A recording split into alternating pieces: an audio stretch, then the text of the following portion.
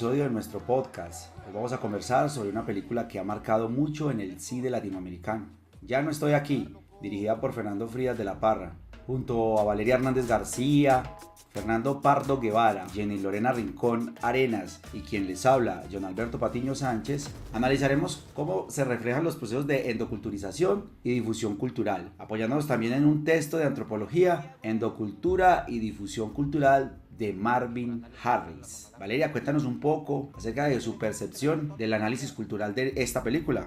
Buenos días, doctor, ¿cómo ha estado? Y a todos los diligentes que hacen parte de este podcast. Es un gusto para mí hacer parte de este. Mi perspectiva es que esta película nos lleva como a la vida de Ulises, un joven de Monterrey que hace parte de una subcultura de los colombianos. Este grupo se distingue por su gusto por la cumbia rebajada, una estética muy particular y sobre todo por la unión entre sus miembros. Aquí se refleja claramente la endoculturación, este proceso en el que casi sin darnos cuenta aprendemos de una generación a otra cómo pensar, cómo actuar y hasta cómo sentirnos parte de algo. Como explica Harris, es un aprendizaje en gran medida inconsistente. En el caso de Ulises, él fue programado de cierta manera para adoptar estas prácticas culturales que no solo marcaban su estilo de vida, sino que también le daban identidad y pertenencia dentro de su comunidad.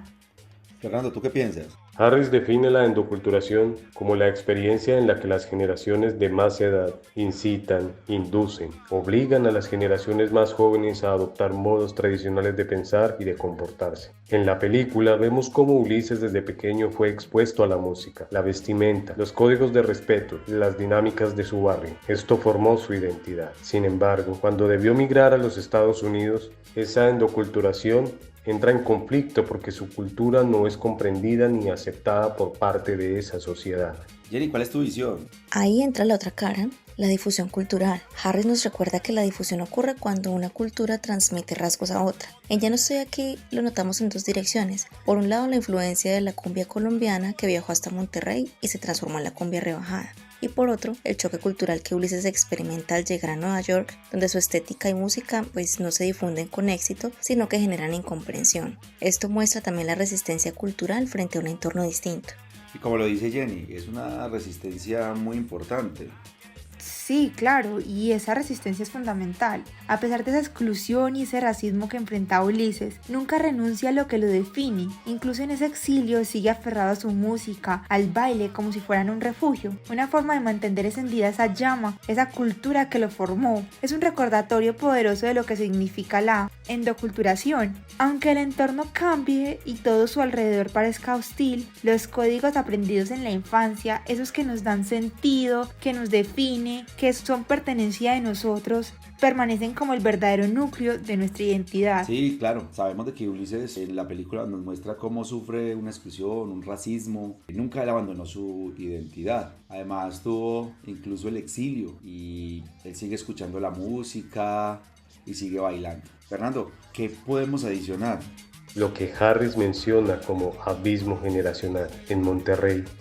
Los jóvenes colombianos adoptaron la cumbia rebajada y un estilo propio que los adultos no entendían ni comprendían. Es decir, aunque hubo transmisión cultural, también hubo una ruptura y transformación, mostrando que la cultura nunca es estática.